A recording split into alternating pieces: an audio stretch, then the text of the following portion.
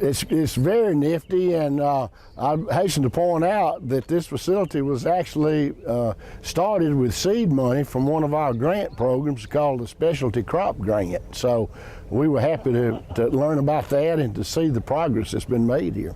A lot of good done with this. Of course, making the food available to folks who don't have the money to eat a good, nutritious diet, and in general, it's provided a lot of education and information for young people in our community. Just a great all-around facility. We really encourage these type facilities, and also school gardens and other type community gardens, because more and more in Alabama's up to, I think, 70-something% urban population now, and that means fewer and fewer people have any understanding at all where their food actually comes from and what it takes for it to make it to the table. So that's really important for our young people. And it's really changed. It's really changed in your and my lifetime. We have seen it go from a very rural state to being a very urban state.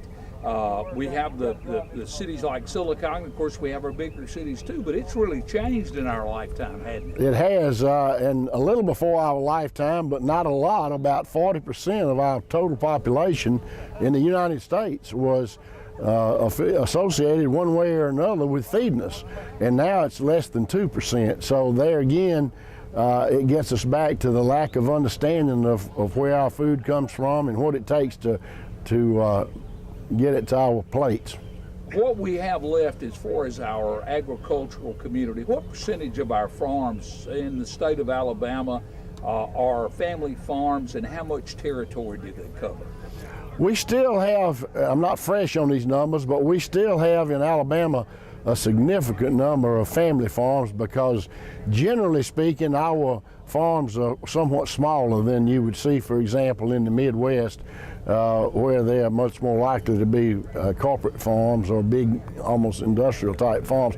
Well, I was in Washington a couple of weeks ago, and they were telling us about a dairy that's under construction that will be milking 8,000 cattle. Wow. So, you know, we see a lot of that too, and there's room for everybody, because we've got to double food production in this globally by 2050, and that's just right around the corner. Right around the corner. It'll be here before we know it. I'll be 103.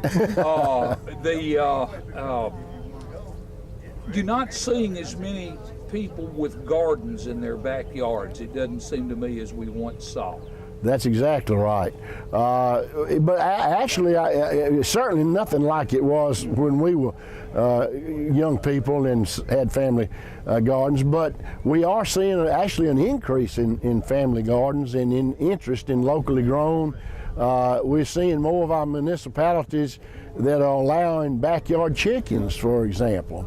That's somewhat of a problem for us, because we are responsible for the state veterinarians in our agency, and we're responsible for diseases, and it makes it a lot harder to find out where all the chickens are. But that's still a good thing, because the children in those families will grow up knowing where their eggs come from, in some cases where their poultry meat comes from.